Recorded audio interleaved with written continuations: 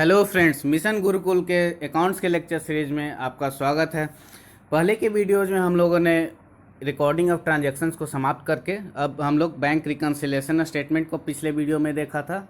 अब हम उससे अब आगे बढ़ने वाले हैं। तो रिकॉर्डिंग ऑफ ट्रांजैक्शंस में हमने जनरलाइजिंग के बारे में बात की थी, लेजर पोस्टिंग के बारे में बात की थी, और फिर साथ ही साथ इनके जो पेरिफेरल टर्म्स थे, जो टॉपिक्स थे उनसे रिलेटेड, उसकी चर्चा भी हमने की थी। अब इसी सीरीज को आगे हम लोग कंटिन्यू करते हुए आगे अब आते हैं। जैसा कि आप लोगों को याद होगा, हमने अकाउंटिंग फर्स्ट लेक्चर में हमने जो अकाउंटिंग का डेफिनेशन पढ़ा था, आइडेंटिफाई करते हैं, रिकॉर्ड करते हैं, क्लासीफाई करते हैं, समराइज करते हैं, उसके बाद फिर एनालिसिस इंटरप्रिटेशन के बाद उसका कम्युनिकेशन किया जाता है। यही प्रोसेस थी ना, इसी एक फ्लो डायग्राम के थ्रू हमने समझा था। तो आइडेंटिफिकेशन तो हमने कर लिया, रिकॉर्डिंग भी हो गई, क्लासिफिकेशन भी हो गई। अब बात आ रही है समराइजेशन की। तो समराइजेशन हम लोग करेंगे तो कैसे करेंगे? तो उसकी समराइजेशन हम लोग करते हैं यहाँ पे ट्रायल बैलेंस के थ्रू। समराइजेशन का अगर आप मतलब शाब्दिक अर्थ अगर आप समझना चाहो तो बिल्कुल आसान सा शब्द है, आप लोग समझते ही होंगे। आप लोग को ही बार बार कहा जाता है कि आप लोग नोट्स बनाइए, और नोट्स बनाने के लिए आप लोग को ऐसा कहा जाता है कि नोट्स आपके एक सब्जेक्ट का नोट्स 8 से 10 पेज से बड़ा नहीं होना चाहिए। मतलब आपको क्या कहा जाता है? आपको अपने पूरे सिलेबस की समराइजेशन करने की बात वहाँ पे कही जा रही है। और ये आप तब समझेंगे जब आप सिलेबस को रिवाइज करने बैठेंगे, जब एग्ज़ाम आपका 5 दिन के बाद हो रहा होगा और आप झटके से अपने सिलेबस को रिवाइज करने के बारे में सोच रहे होगे, तब उसकी इम्पोर्टेंस आपको समझ में आएगी। अभी काफ़ी ज़्यादा लोग इसे इग्नोर कर रहे हैं, बट ये बात आपको उस समय काफ़ी ज़्यादा खलेगी। चलिए, तो कीपिंग दिस असाइड, हम लोग अपने इस जो हमारा जो समराइजेशन है इसे कंटिन्यू करते हैं। चलिए फिर स्टार्ट करते हैं आज के इस लेक्चर को। जानने की कोशिश करते हैं कि क्या होता है हमारा ट्रायल बैलेंस। इतनी बात तो आपको पता होगा ही कि हर एक ट्रांजैक्शन की दो दो एंट्रियां होती हैं। मतलब हमने डुअलिटी एस्पेक्ट को जाना था। डुअलिटी एस्पेक्ट कहने का मतलब कि हर किसी भी एक ट्रांजैक्शन से दो अकाउंट प्रभावित हो रहे हैं। एक अकाउंट का डेबिट साइड उस प्रभावित होता है, दूसरे अकाउंट में उसी ट्रांजैक्शन की क्रेडिट एंट्री होती है। इतना तो पता है। तो जब हर एक ट्रांजैक्शन की दो दो एंट्रियां हो रही हैं, तो जब हम सारे अकाउंट्स का, जितने भी मेरे अकाउंट्स हैं उन सब का अगर हम जो डेबिट साइड और क्रेडिट साइड सबका सम करें, तो फिर वो भी बराबर ही आने चाहिए। नहीं समझे? चलिए समझते हैं कि एक छोटे से एग्जाम्पल के थ्रू। नॉर्मली इंडियन फैमिलीज़ में ये देखा जाता है, मतलब ये कल्चर ही अब मान लिया गया है, पहले से ही चलता आ रहा है, लेकिन ठीक है, कि हर एक फैमिली में ये ट्रेंड कल्चर होगा ही कि जब भी कोई गेस्ट आते हैं, घर में कोई गेस्ट आते हैं, तो घर के जो छोटे बच्चे होते हैं, जाते वक्त उन्हें कुछ पैसे दे जाते हैं कि लो बच्चे आप मिठाई खा लेना या फिर चॉकलेट टॉफ़ी खा लेना। ऐसा होता है ना, हर किसी के घर में होता होगा। मान लो किसी घर में दो बच्चे हैं।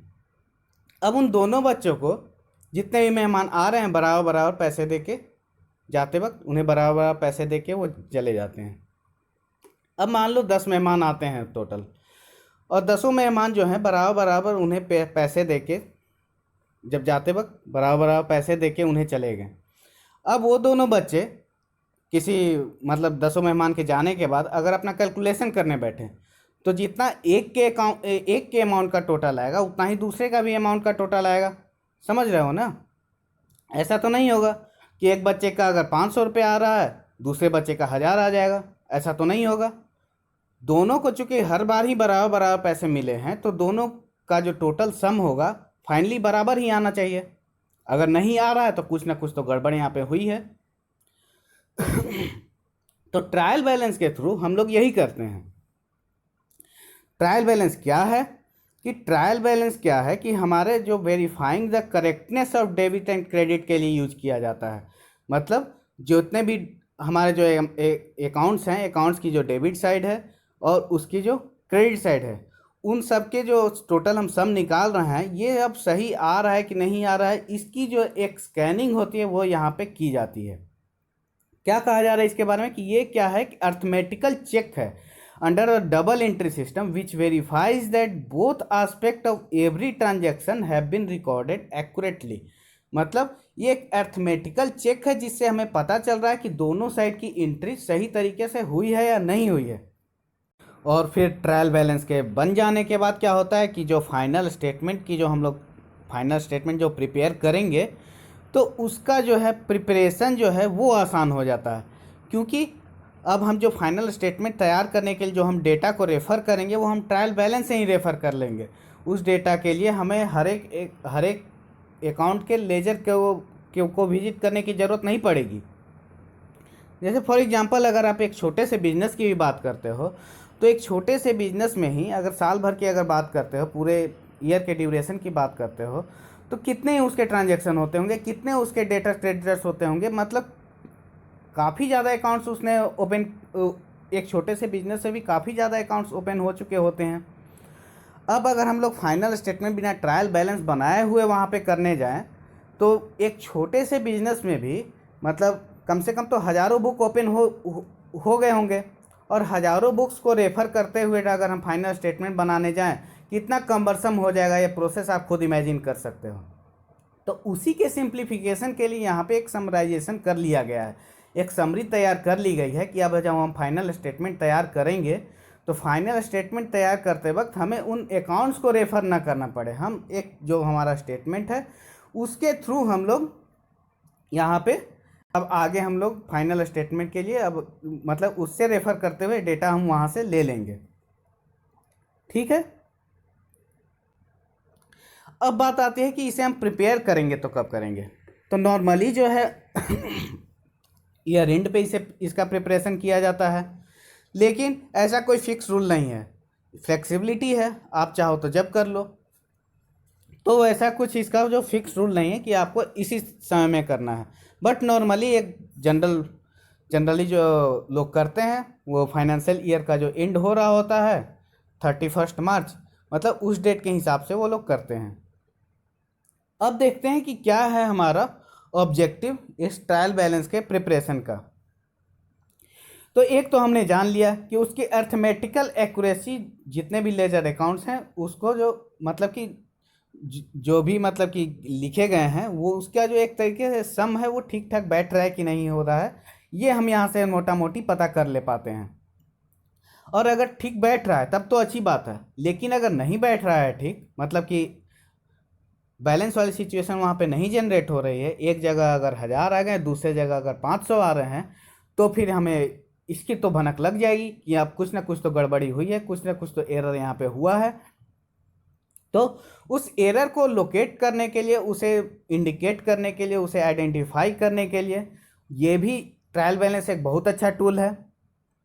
और फिर क्या कहता है कि ये फाइनल स्टेटमेंट की जो हम लोग प्रिपरेशन करेंगे, फाइनल स्टेटमेंट जब बनाएंगे उसमें भी हम लोग इसका यूज़ करेंगे। तो यही हमारे 3 ऑब्जेक्टिव्स हैं। अब फाइनल स्टेटमेंट के बारे में हमने जाना ही था कि ये फाइनल स्टेटमेंट किन किन चीज़ों से बनता है। एक तो आपका बैलेंस शीट हो जाता है, दूसरा प्रॉफिट एंड लॉस अकाउंट हो जाता है। चलिए ये जल्दी से आप लोग कमेंट करके बताइए कि ये जो आपका जो बैलेंसिंग हम लोग ने पिछले लेक्चर में पढ़ा था, तो परमानेंट अकाउंट की बैलेंसिंग हम लोग कैसे करेंगे और टेम्पररी अकाउंट को हम लोग कैसे डील करेंगे, मतलब परमानेंट अकाउंट का बैलेंस कहाँ पे जाएगा और टेम्पररी अकाउंट का कहाँ पे जाएगा, वो आप लोग जल्दी से कमेंट करके बताइए। तब तक हम लोग आगे बढ़ते हैं।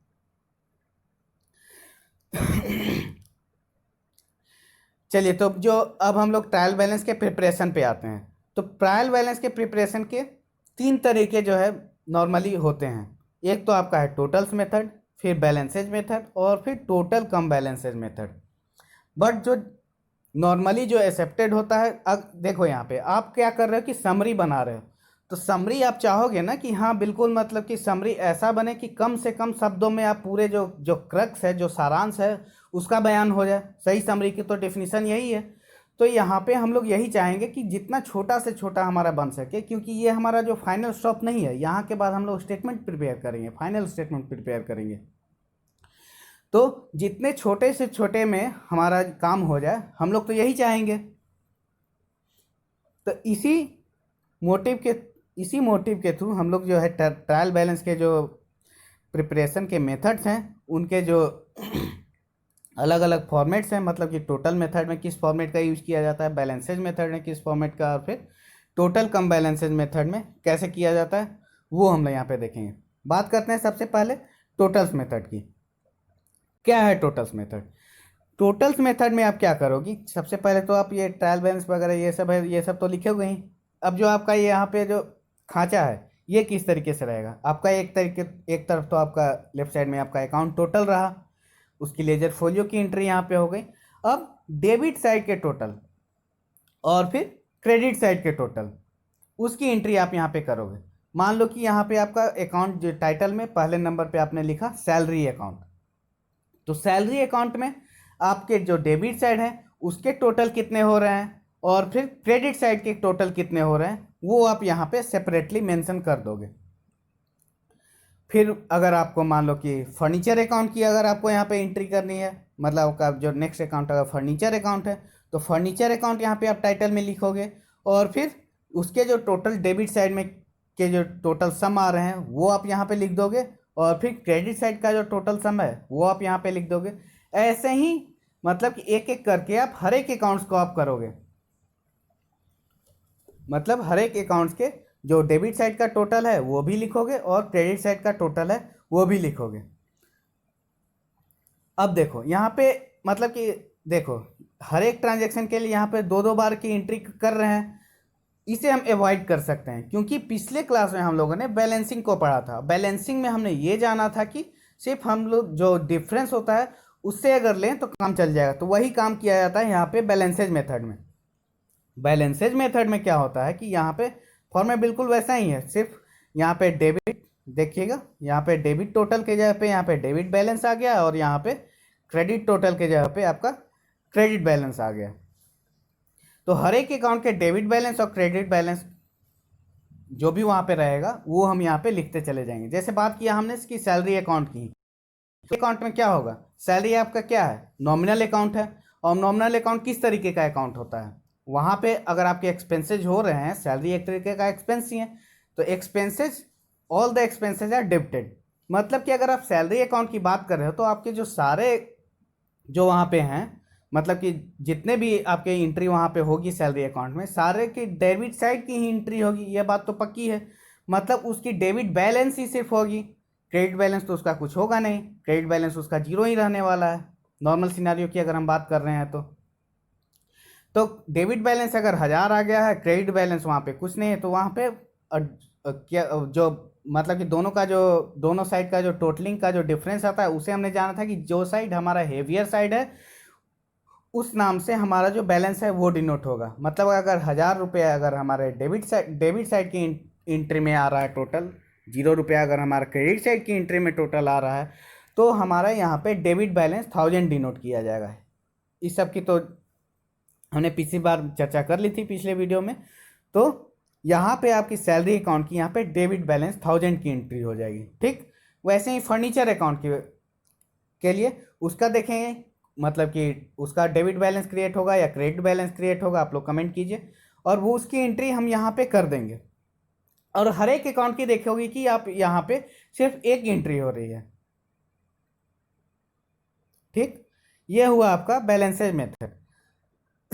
तो ये इससे थोड़ा तो यहाँ पे कुछ मतलब कि टोटल्स मेथड से यहाँ पे कुछ शब्दों का कम इस्तेमाल करना पड़ा, मतलब कि उससे भी ये मतलब कि उसकी समरी जो यहाँ पे टोटल्स मेथड में जो हम लोग समरी तैयार कर रहे थे उससे भी कम शब्दों में, और जो बात है वो हम अच्छे से यहाँ पे मतलब कि बात का जो कहना चाह रहे हैं वो यहाँ पे डिनोट हो भी जा रहा है।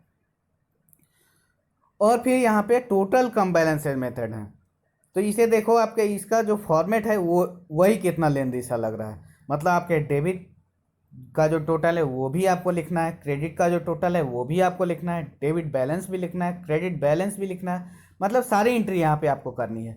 तो ये तो समरी का मतलब नहीं हुआ। तो यहाँ पे जो मतलब कि परफेक्टली जो हमारा समरी के डिफिनीशन में बैठ रहा है वो क्या बैठ रहा है, हमारा बैलेंसेज मेथड। और यही है जो ज़्यादातर यूज भी होता है, बैलेंसेज मेथड को ही नॉर्मली हर जगह बैलेंसेज मेथड से ही ट्रायल बैलेंस का प्रिपरेशन किया जाता है। तो हम लोग भी अगर आगे इसका कुछ इलस्ट्रेशंस देखेंगे, कुछ एग्जांपल्स देखेंगे, तो बैलेंसेज मेथड के थ्रू ही देखेंगे। ये सब मैंने आपको इसलिए बता दिया ताकि इसकी नॉलेज कम से कम आपकी रहे। अगर क्वेश्चन यहाँ से राइज होते हैं तो आपको यहाँ से मतलब कि छूटने नहीं चाहिए। मतलब हर चीज़ की नॉलेज तो होनी चाहिए, भले ही हम काम जैसे भी करें। चलिए, ये तो हुआ आपका मतलब कि हमने यहाँ पे जो 3 तरीके थे, टोटल मेथड, बैलेंसर मेथड और ये अपना थर्ड वाला, तीनों हमने यहाँ पे जान लिया। अब देखते हैं एक एग्जाम्पल के थ्रू हम लोग यहाँ पे थोड़ी इसकी चर्चा कर लेते हैं। एग्जाम्पल में आपको क्या कहा जा रहा है, उससे पहले एक बात की आपको क्लियरिटी कर देते हैं। हालांकि पहले इसका डिस्कशन किया जा चुका था कि all asset expenses and receivables shall have debit balance. मतलब कि जितने भी आपके एसेट हो रहे हैं, जो भी आपके एक्सपेंसेज हो रहे हैं, जो भी आपके रिसीवेबल्स हो रहे हैं, एसेट देखो यहाँ पे क्या है, और जब जो भी आपके मतलब कि लायबिलिटीज हैं, रेवेन्यू है एंड पेबल्स हैं, वो सब आपके क्रेडिट बैलेंस में होते हैं। इतनी तो आपको क्लैरिटी अब तक होगी ही। तो चलिए, यहाँ पे देखना है आपको, ये कुछ आपको दिया हुआ है, अकाउंट टाइटल दिया हुआ है, अमाउंट दिया हुआ है, और उसकी यहाँ पे आपको बैलेंस दी हुई है। बैलेंस कहने का मतलब कि जो मतलब कि आपका डेबिट बैलेंस है, क्रेडिट बैलेंस है, वो आपको यहाँ पे आइडेंटिफाई करना है कि क्या है। एक तो आपको वो आइडेंटिफाई करना है, और फिर वहाँ से आपको जो क्या करना है कि ट्रायल बैलेंस के प्रिपरेशन हम लोग करेंगे। देखिए यहाँ पे कैपिटल की अगर हम बात करते हैं, फर्स्ट हमारा कैपिटल है, और ये आपका 31 मार्च 2020 का डेटा दिया गया है। मतलब इस डेट के हिसाब से हमें अब आगे तैयार करना है। कैपिटल आपका क्या होता है, कैपिटल हमने बात की थी कि गोल्डन रूल में ही इसकी चर्चा की थी। कैपिटल आपका क्या होता है कि कैपिटल आपका पर्सनल अकाउंट होता है। अब कैपिटल आपका अगर 1 लाख से है, मतलब अगर आप ओनर हो तो आपने बिजनेस को 1 लाख रुपए दिए हो, यही है ना कैपिटल का डिफिनीशन। आपने बिजनेस में 1 लाख रुपए इन्वेस्टमेंट की है, मतलब आपने बिजनेस को 1 लाख रुपए दिए हो। अब पर्सनल अकाउंट्स की यहाँ में डेबिट क्रेडिट का रूल हमने क्या जाना था कि debit the receiver and credit the giver. तो यहाँ पर देने वाला कौन है, देने वाला आप हो, और लेने वाला कौन है, आपका बिजनेस है। तो debit the receiver and credit the giver, आप जो है बिजनेस को 1 लाख रुपए दे रहे हो, तो मतलब यहाँ पे आपका जो कैपिटल अकाउंट है, क्रेडिट क्रेडिट बैलेंस इसका है। सिमिलरली ड्राइंग, अगर यहाँ पे 16,000 की ड्राइंग है, वो कैसा आएगा, डेबिट बैलेंस इसका रहेगा या क्रेडिट बैलेंस रहेगा। ड्राइंग मतलब क्या होता है कि आपने वहाँ से कुछ पैसे निकाले हैं, बिजनेस से आपने कुछ पैसे निकाले हैं।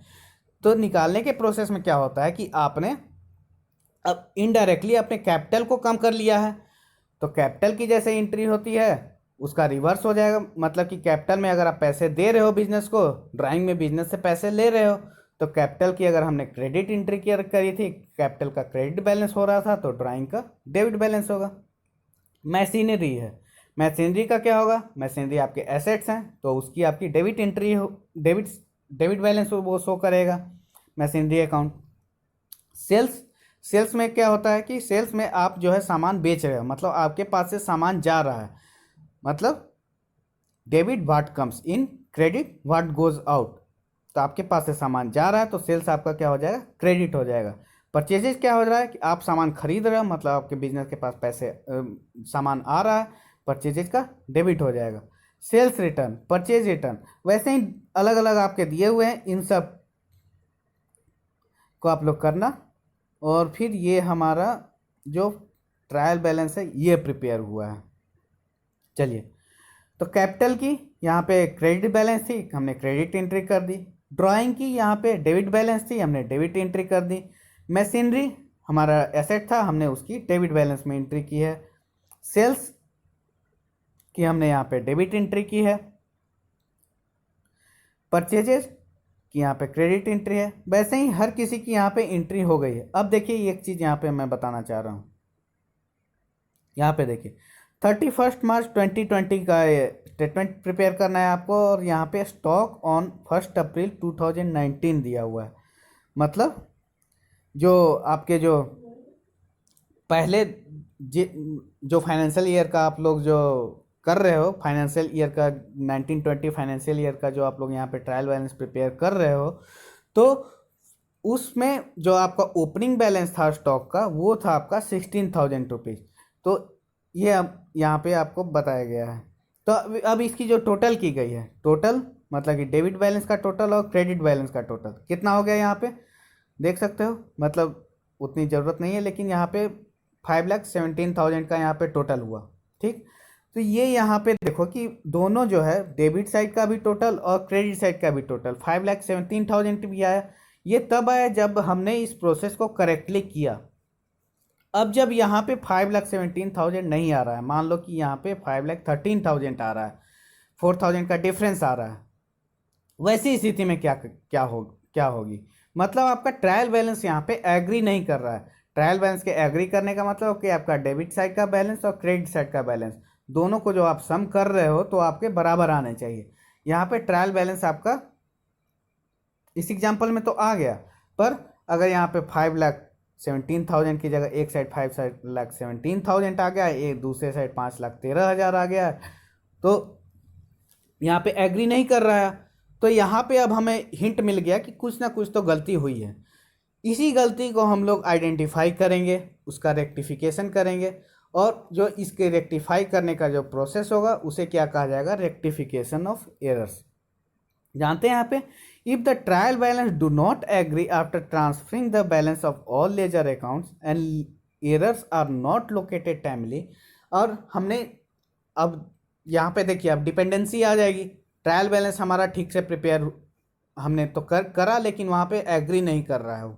अब हमें क्या करना है कि फाइनल स्टेटमेंट तैयार करना है। अब फाइनल स्टेटमेंट तैयार करने के लिए जब तक ये सही हो ना जाए तब तक हम आगे बढ़ेंगे कैसे। तो मतलब मेरा काम जो है फाइनल स्टेटमेंट का जो बनाने को वाला काम है, इसके कारण रुका हुआ रह जाएगा। तो इसी के लिए क्या किया जाता है कि ऐसे तो अधर में इसे छोड़ा नहीं जा सकता है, एक पलरा भारी दूसरा पलरा नीचे, दूसरा एक ऊपर एक नीचे। तराजू के अगर हम तराजू की बात करें तो दोनों जब बैलेंस रहते हैं तभी उसके करेक्ट माना जाता है ना। मतलब एक नीचे रहे एक ऊपर है फिर तो ये गलत सिचुएशन है। तो इसे करेक्टनेस के लिए हम यहाँ पे मतलब कि एक टेम्पररी अकाउंट ओपन करेंगे। टेम्पररी अकाउंट क्या होगा, टेम्पररी अकाउंट एक बस जुगाड़ है, ऐसा नहीं कि यही आपका तरीका हो गया। एक बस जुगाड़ है कि यहाँ पे हम चलो अभी ठीक कर दे रहे हैं, अब आप आइडेंटिफाई करो कि एरर क्या है, और एरर को आइडेंटिफाई करके उसका जो करेक्शन है वो सब आप कर दो, और तब तक हम फाइनल स्टेटमेंट पे हम आगे बढ़ रहे हैं। तो वो जो टेम्पररी अकाउंट जो खोला जाएगा, मतलब यहाँ पे 5,17,000 और 5,13,000 की जो हमने बात की, तो 4,000 से आपका एक टेम्पररी अकाउंट जो आपका खोला जाएगा उसे क्या कहा जाएगा, सस्पेंस अकाउंट। तो सस्पेंस अकाउंट एक आपका टेम्पररीली खोल दिया जाएगा, उसमें 4,000 की जो एंट्री है, जिस तरह की भी एंट्री वहाँ पे करनी है वो कर दी जाएगी, और फिर आपको यहाँ पे ट्रायल बैलेंस को बैलेंस होता हुआ दिखा दिया जाएगा, और फिर हम मूव कर जाएंगे फाइनल स्टेटमेंट की तैयारी पे। और यहाँ पे बैकग्राउंड में वहाँ पे इसके एरर को आइडेंटिफिकेशन का, उसका जो लोकेट करने का और उसके जो करेक्शन का प्रोसेस चलता रहेगा, और फिर जब वो प्रोसेस हम कंप्लीट कर लेंगे, फिर ये जो हमारा सस्पेंस अकाउंट है इसे हम लोग क्लोज कर देंगे।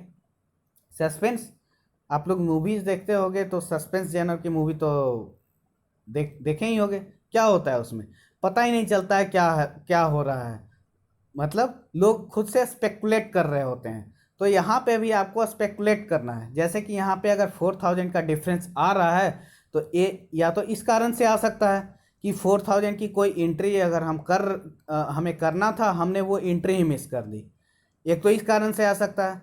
या फिर मान लो कि अगर 2,000 की एंट्री हो, उसकी अगर आपने रॉन्ग साइड की एंट्री कर दी, इसके कारण आ सकता है ना, नहीं समझे। जैसे मान लो कि जो दो बच्चे वाला हमने एग्जाम्पल समझा था, छोटे से एग्जाम्पल से समझते हैं। एक के दोनों के पास 10-10 रुपए होने चाहिए थे, पर जो देखा जा रहा है उसमें क्या हो रहा है कि एक के पास 5 रुपए हैं, एक के पास 15 रुपए अब आ गए हैं। मतलब बीच के 10 रुपए का जो इम्बैलेंस जो यहाँ पे क्रिएट हुआ है वो क्यों हो सकता है, या तो इस वजह से भी तो हो सकता है कि 5 रुपए अगर मान लो कि छोटे वाले के पास 5 रुपये हैं, बड़े वाले के पास 15 रुपये हैं, जो अभी टोटलिंग के बाद आ रहा है।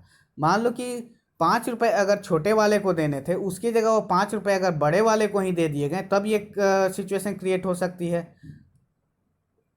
तो यहाँ पे भी उसी तरीके का सिचुएशन को हम लोग को चेक करना पड़ जा सकता है कि अगर 4000 के यहाँ पे जो मिसमैच आ रहा है, तो 2000 की गलत एंट्री भी यहाँ पे हो सकती है। मतलब कि डेबिट साइड अगर हमें 2000 की एंट्री करनी थी, वो एंट्री अगर हम क्रेडिट साइड 2000 से कर दिए, तो यहाँ पे हमारा 4000 का मिसमैच यहाँ पे क्रिएट हो गया। क्योंकि हर एक ट्रांजेक्शन की तो 2 एंट्री होनी है, डेबिट भी होनी है, क्रेडिट भी होनी है।